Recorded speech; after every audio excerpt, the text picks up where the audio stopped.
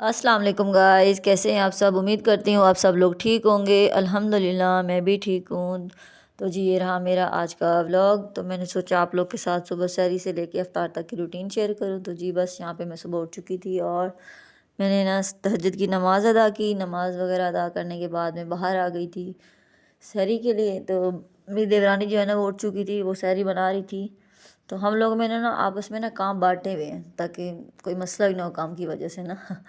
तो बस एक दिन वो सारी बना लेती है, एक दिन मैं सारी बना लेती हूँ। तो आज उसकी बारी थी तो वो सारी बना रही थी, तो इसलिए ना मैं जब उठी तो मैंने तहज्जुद की नमाज़ पढ़ ली पहले। और जिस दिन मेरी बारी हो ना तो मैं पहले जल्दी उठ जाती हूँ, मैं सारी बना लेती हूँ। सारी बनाने के बाद ना बाहर सब रख के ना सबको उठा के तो फिर मैं तहज्जुद की नमाज़ पढ़ती हूँ, बाद में मैं सारी वगैरह करती हूँ। तो बस जी यहाँ पे पराठे भी वो भी बन चुके थे और चाय भी उसने साथ साथ रखी हुई थी और दाल का सालन हमने बनाया था तो वो भी पड़ा हुआ था और दही वगैरह भी। तो तो बस वो नाश्ता बना रही थी तो मैंने बोला कि मैं बाहर सारी चीज़ें रख देती हूँ, तो वो जब तक किचन साफ़ कर ले। बस फिर मैंने यहाँ नाश्ता रख दिया था और सबको उठा भी दिया था पहले से। तो सब ने सैरी कर ली थी और सैरी करने के बाद तो बस हम लोग यहाँ पे आ गए थे। आज मेरी बारी थी बर्तन धोने की, तो बस मैं वही धो रही थी। और जो मेरी खाला है ना वो परिंदों के लिए ना रोटी वगैरह बना रही थी, छोटे छोटे टुकड़े कर रही थी उनको डालने के लिए। तो बस जी मेरे यहाँ पे जो है ना मेरे बर्तन धुल चुके थे और बर्तन धोने के बाद मैंने फजर की नमाज़ पढ़ी। नमाज़ पढ़ने के बाद ना तो मैंने सोचा सूरह यासीन की तिलावत कर लूँ, तो बस मैं वही तिलावत कर रही थी। तो फिर बस हम लोग सो गए थे। तो बस यहाँ पे सुबह हम लोग उठ चुके थे। तो मेरी जो देवरानी है वो झाड़ू लगा रही थी और मेरी जो सास है वो डस्टिंग कर रही थी। थोड़ी बहुत डस्टिंग होती तो वो बोलती कि वो मैं कर लेती हूँ। और मेरी देवरानी ने झाड़ू लगाया तो मैंने पोछा लगा लिया था। तो हमारे काम बटे हुए हैं। तो हम बोलते कि मसला मसाइल ना हो, तो अल्लाह का शुक्र है ऐसा कोई मसला हुआ नहीं है अभी तक। अल्लाह का शुक्र है सब सही चल रहा है हमारा। तो बस जी फिर मैंने कपड़े इस्त्री किए। कपड़े इस्त्री करने के बाद जो है ना तो मैंने अपनी बेटी को तैयार किया और यहाँ पे अमल और हया माशाल्लाह दोनों तैयार होके आ गई थी और वो अपना खेल रही थी। मैंने अपनी नमाज़ अदा की। नमाज़ पढ़ने के बाद ना तो यहाँ पे मेरी बेटी आई थी मेरे पास। मैंने उसको बोला कि आके ना आप भी नमाज़ पढ़ो ना मेरे साथ।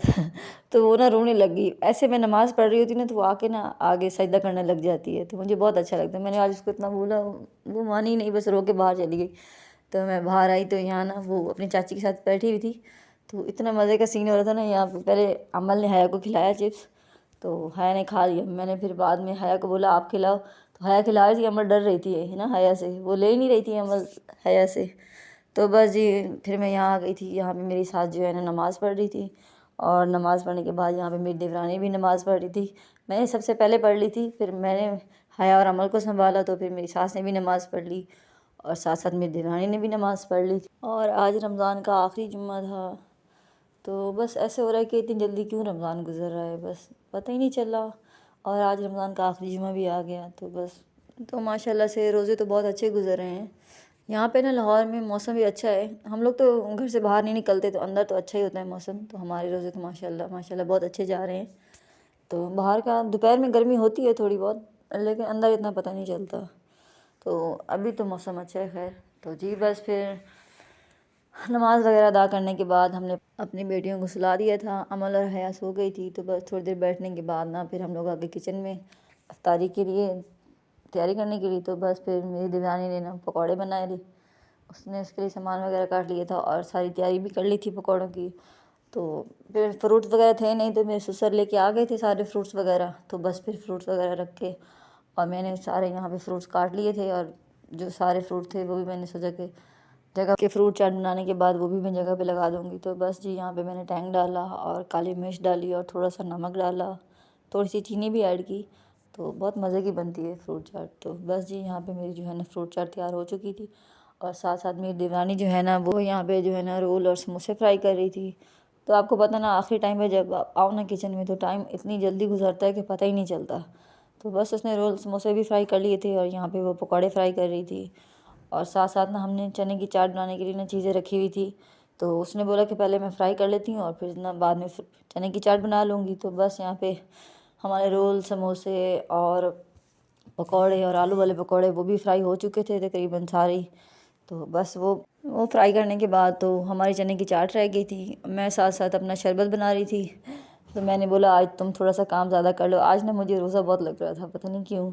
तो बस जी वो यहाँ पे चने की चाट बना रही थी वो चने की चाट बना रही थी, तो मैंने सोचा कि मैं ना शरबत भी बना लेती हूँ साथ साथ, और ना जो बर्तन वगैरह रखने थे, गिलास वगैरह और जो भी चम्मच वगैरह और जो सब बर्तन प्लेटें वगैरह चाहिए होती ना, वो मैंने बोला धो के रख लेती हूँ, तो साथ साथ वो भी काम हो जाएगा हमारा। तो बस यहाँ पे तो बस जी यहाँ पे चने की चाट तो बनी रही थी। और जो मेरी सास है ना, जब हम लोग इस टाइम पे किचन में आते हैं ना, तो मेरी सास जो है ना, वो मेरी बेटी और अमल दोनों को बाहर लेके टेरेस पे बैठ जाती हैं। तो उनको थोड़ी देर लेके बैठती हैं और हम किचन में काम कर लेते हैं, ताकि वो हमें तंग ना करे। वरना वो ना किचन में आ जाती हैं, बोलती है और हमें उठा लो, कि काम नहीं करो बस हमें उठा लो। तो बस वो लोग बाहर थी, अपनी दादों के साथ खेल रही थी, तो हमने यहाँ पे इफ्तारी का सामान तकरीबन तैयार कर लिया था सब, और बाहर दस्तरखान भी लगा दिया था सब कुछ। तो यहाँ दस्तरखान पे सब चीज़ें रख दिए थे मैंने, जैसे शरबत, पकौड़े वगैरह और फ्रूट चाट, जो भी चीज़ें थी सब रख दी थी। और यहाँ पे बस चने की चाट रह गई थी, तो वो भी तैयार हो गई थी, वो भी यहाँ पे मैं बाहर ले आई थी।